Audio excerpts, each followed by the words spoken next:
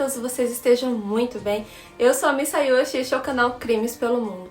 Este é um canal sobre casos criminais reais que acontecem pelo mundo inteiro. Vou trazer casos criminais inéditos aqui no YouTube e eu sempre falo pra vocês que monstruosidade não tem nacionalidade. Gente, qualquer pessoa pode ser um monstro, então tomem muito cuidado. Atendendo ao pedido de vocês, o nosso caso de hoje se passa na Índia e eu vou contar pra vocês a história da Avanti e do Hemant.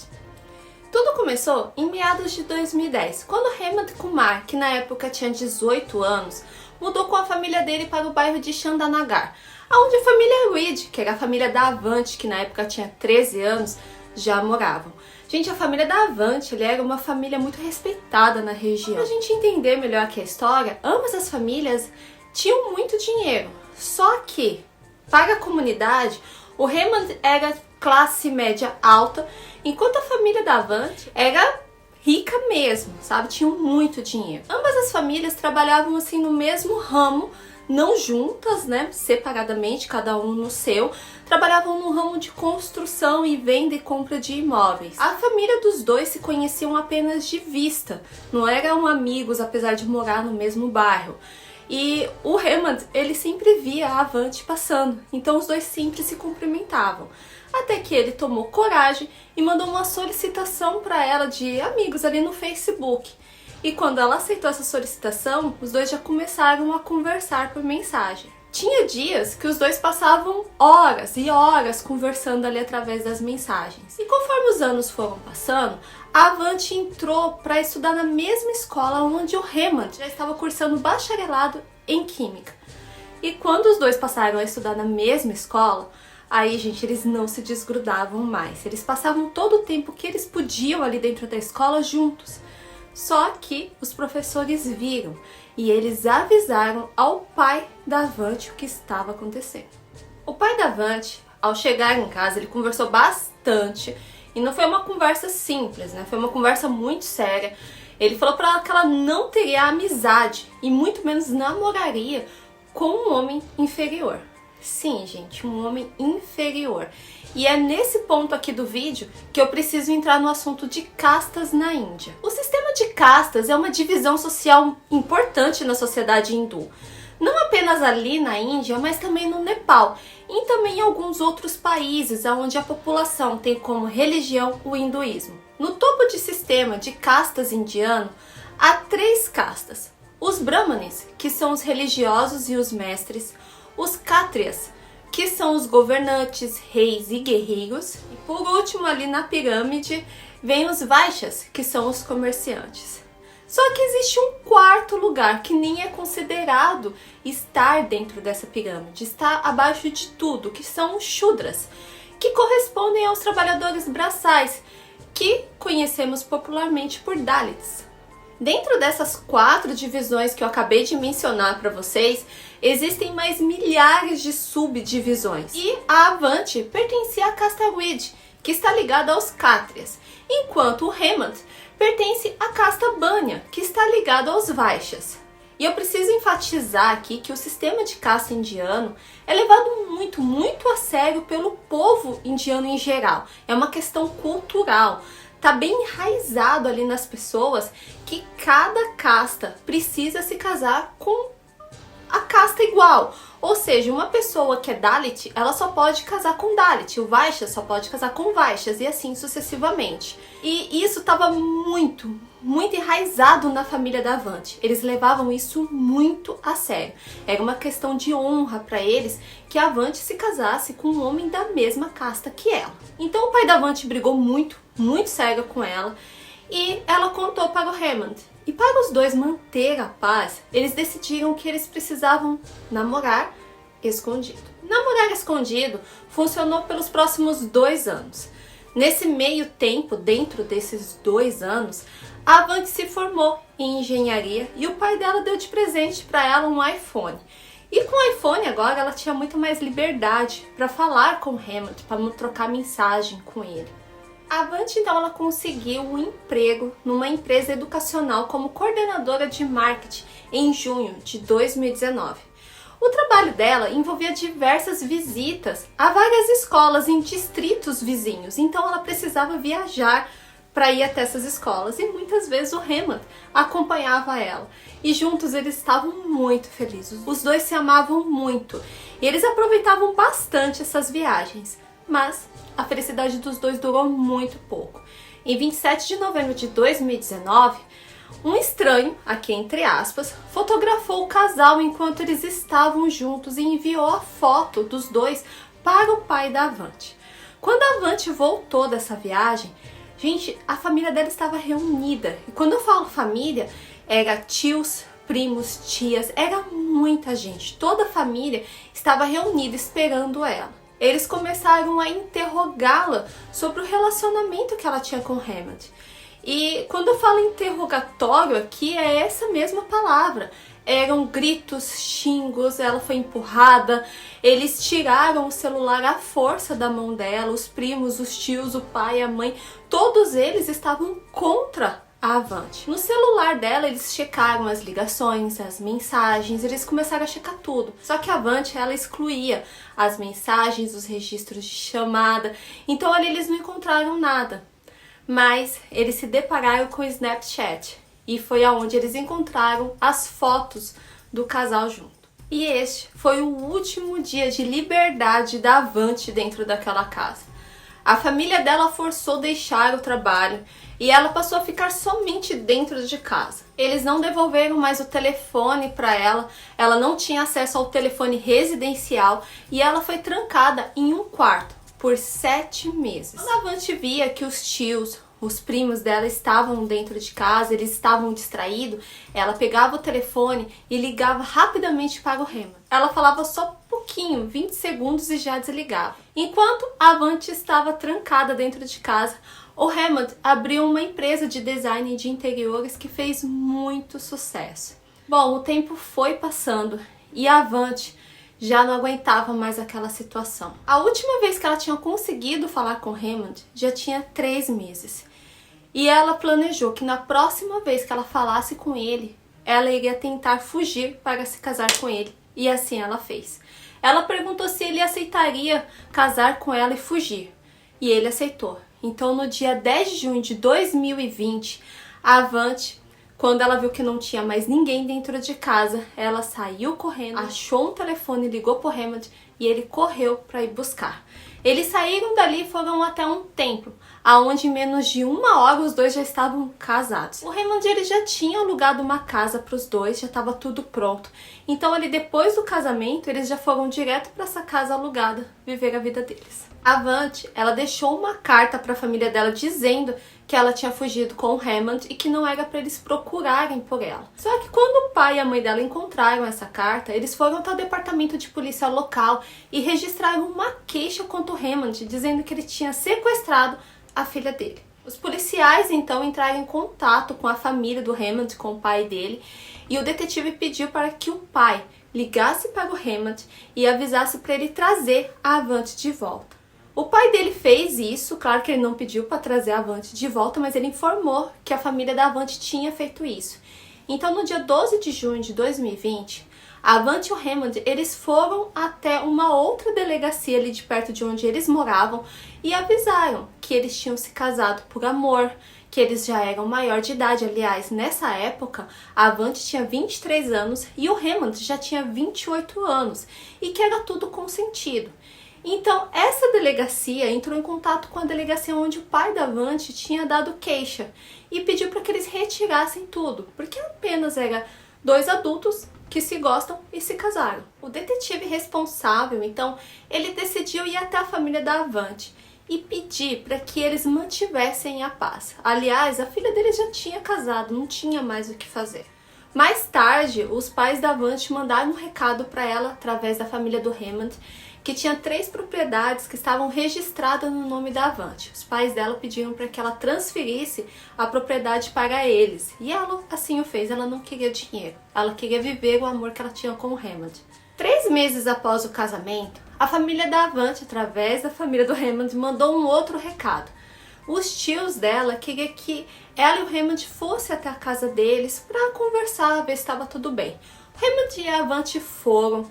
Lá eles sentaram, conversaram. Os tios Falaram que seria muito difícil aceitar um homem de uma casta diferente, mas que eles tentariam e fariam de tudo para manter a paz ali entre as famílias. A Vant e o Hammond saíram dali com uma sensação de alívio, sabe? De paz, de que tudo daria certo. O Hammond, ele tinha alugado uma casa e ficava ali no distrito de Katibole, que fica a 12 quilômetros de Chandanagar, que era onde a família dos dois moravam. Então, eles estavam até que longe ali, né, para que ninguém soubesse onde eles estavam, porque eles tinham medo do que as famílias poderiam fazer. Só que quando a Vant foi até a casa dos tios junto com a Hammond, ali eles comentaram onde eles estavam morando. Contou o endereço, contou como que era a casa, e depois de 2 semanas, o tio, que era o irmão mais velho do pai da Vant, foi até a casa do casal. Ele chegou, bateu ali na porta, chamou a Vant abriu. Ele falou assim: eu só vim ver se você estava bem. E isso foi no dia 23 de setembro. A Vant achou aquilo meio estranho, porque ele só foi lá ver se ela estava bem, mas o dia passou.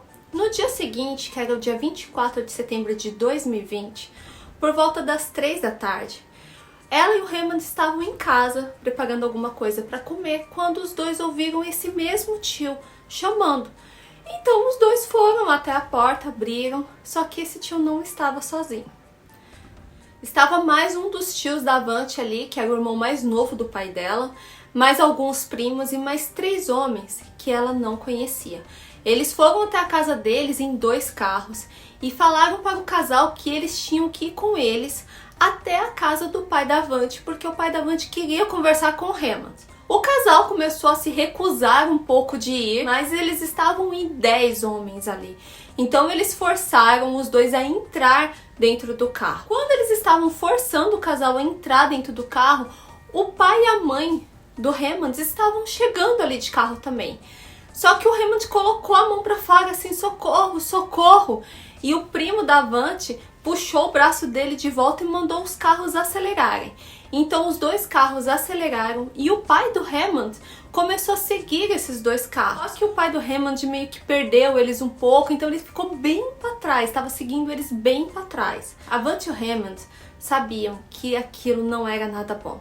E quando o carro que os dois estavam seguiu por um caminho diferente, que não chegaria até a casa dos pais da Vant, a Vant olhou pro Hammond e ela falou: vamos pular. Ela abriu a porta, segurou na mão dele e os dois pularam do carro.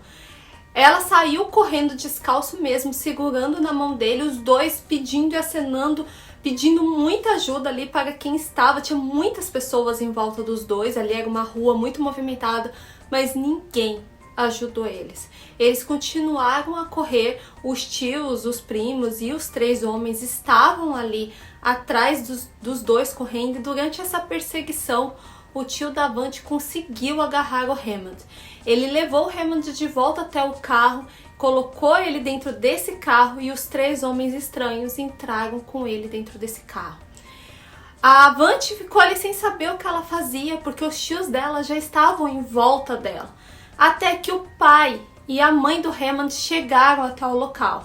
Quando os tios da Vant viram que os dois chegaram até o local, eles meio que começaram a ir cada um para um lado, mais perto dela.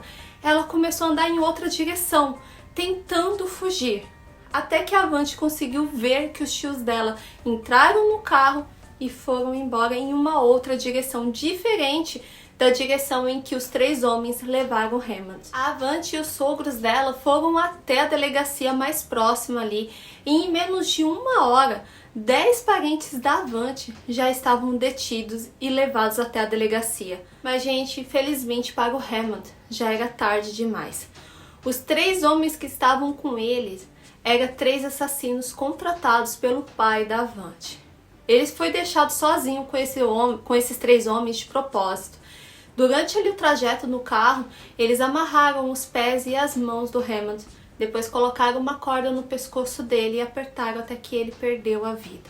Os 3 homens jogaram o corpo dele em um canteiro que tinha um mato alto ali na vila, perto de um monte de pessoas. E um dos moradores ligou e avisou a polícia que ali tinha um corpo.